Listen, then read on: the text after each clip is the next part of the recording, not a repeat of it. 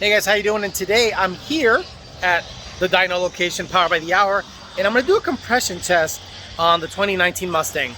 Last time you guys saw the 2019 Mustang on the dyno, you saw that it was just not happy at all. So I said to myself, once I get some time and an opportunity to do a compression test, I'll go ahead and do that. And I thought it'd be a good idea to get it on video because I suspect bank 2 has an issue, which means driver's side, and I suspect number 7 cylinder, one from the firewall, has an issue. So it could be a ringland issue, and the way to find that out is to do an old school compression check. Every single time a car has an issue on a dyno with high octane, I tell the customer, hey, let's do a health and wellness check, which is basically a compression test and a plug check. If the plugs and compression check come back good, we'll chase other issues.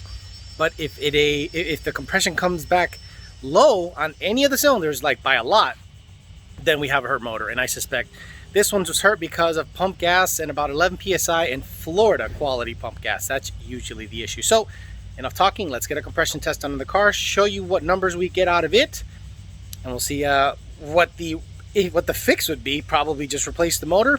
That's probably going to be what ends up happening. If any of the cylinders are down significantly, probably gonna have to replace the motor. So let's do a compression check real quick. So the plan's gonna be this: take out the strut tower brace because I got to be able to get to all of the coils easily, take all of the injectors out, disconnect the injector harness. That's all. Just disconnect each injector individually so that I can crank the engine over and no fuel is being fired into the combustion chamber, and that'll make life a lot easier. So let me get cracking on taking the strut tower brace off, maybe moving that little guy out of the way because it's a pain in the butt, and disconnecting all the coils and removing the spark plugs. Actually, before I go ahead and pull anything off, a lot of people are asking me, Alex, why do you think the motor's hurt? Well, let's just do a quick test here. Yeah.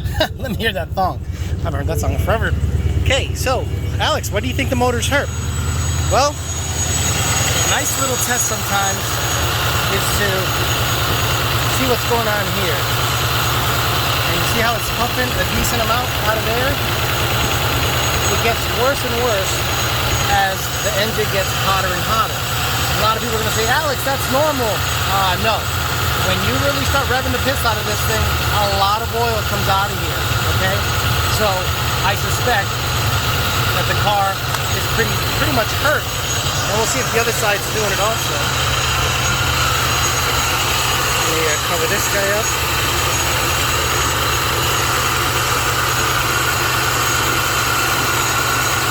Man, it's in there. Jesus. Wow, sucker's in there. Oh, maybe because it's still in the battery. So that one's not pumping nearly as bad. Obviously, I'm creating a huge leak. Get it back in there, it should balance out. So, you know, small little things like that are something that, if you understand how engines work, they definitely should not be smoking like that. See, now it got worse the hotter it got. So the fact that this guy started puffing some smoke out of here made me go, you know what? It's probably a ringland issue because crankcase pressure is coming up out of that potential number 7 cylinder that I suspect is hurt. Okay, let me turn it off so I don't get the engine really hot, and I can go ahead and start unbolting things. So before I take all the plugs out, I want to take out number 7 because I suspected that one is the problem child the whole time. So let me see if I can get that guy out of there first. Got this makeshift magnet because they don't work on cars there anymore. They don't have a 5/8 socket with a boot on it here at Power by the Hour. But let's take a look at this spark plug and see if we could see any issues with it. All right. Wow, I might just have bad spark plugs. Maybe my ringlands are fine, but look at this. Oh my God. That is disgusting. How's it even seeing any spark? I might just need new spark plugs. Could you imagine? Yeah, I was expecting to see oil all over this on number 7, but honestly, it's just nasty from Torco. So if you guys constantly drive around with Torco, expect to see a lot of this. All right, let me get the rest of the spark plugs out. Before I fish them out, I wanted to get it on video so you guys don't think I'm playing games. So let's get, this is number 5. Number 5. Oof, jeez. So 5, 7, Jesus, 5 and 7, 6. Ah, shit, I didn't get it all the way out. God damn it.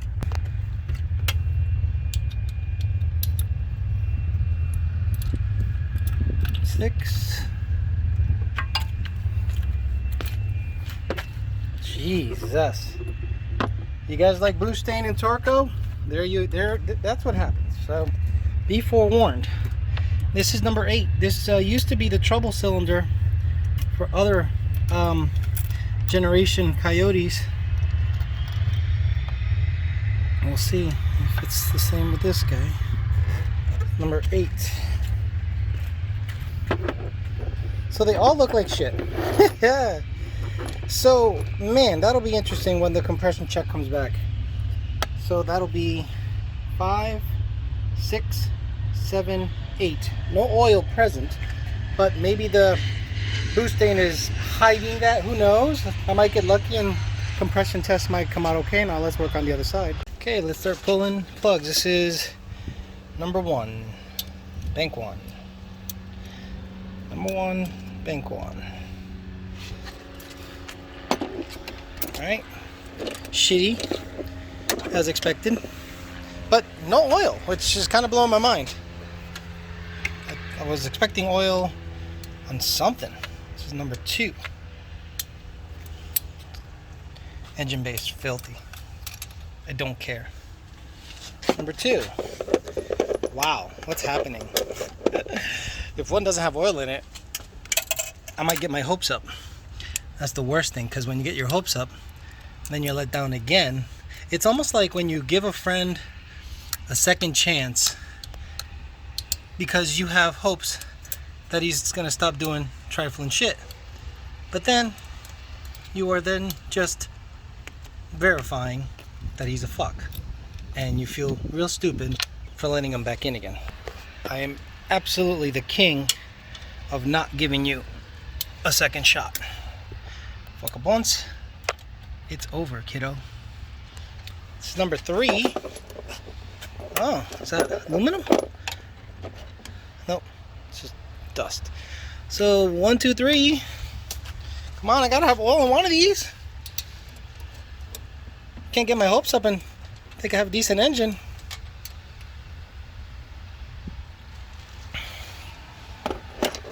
Damn, the same. Shit, well, that's gonna be interesting. I'm gonna get a new set of plugs after, but I'm gonna do a compression check and we'll see what the numbers are. All the guys here, and there's no oil on any plug, which is good and bad, because like, what's my issue, you know? So compression check is next, but luckily they have a new set of 6510s in stock, so gap these down to like 25 or 24 thousandths, real tight, because Gen 3 to me just requires a tighter gap, and go from there. Okay, so my injectors are all disconnected, no coils. It's just going to be open, so I'm going to screw this guy in, crank it for about 5 seconds, then check the compression and see where it's at, compare it to all of the other cylinders. I should write it down somewhere, but I'll have it on video so I can pretty much, you know, have it documented in case I need to reference it. Should be able to see it from the inside, but it'll pulse, so hopefully it doesn't fall over. So let's crank it and see what happens.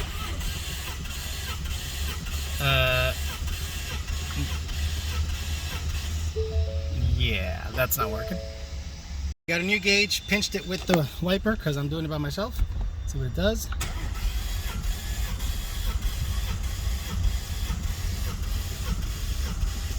Okay, so 210, very good.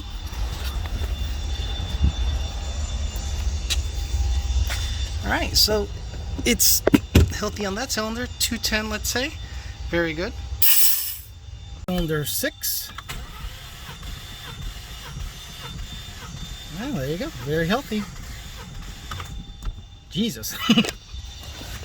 All right, so this one's a little higher than the previous. That's number 6. Number 7, this is the one that showed up lame on the power balance test.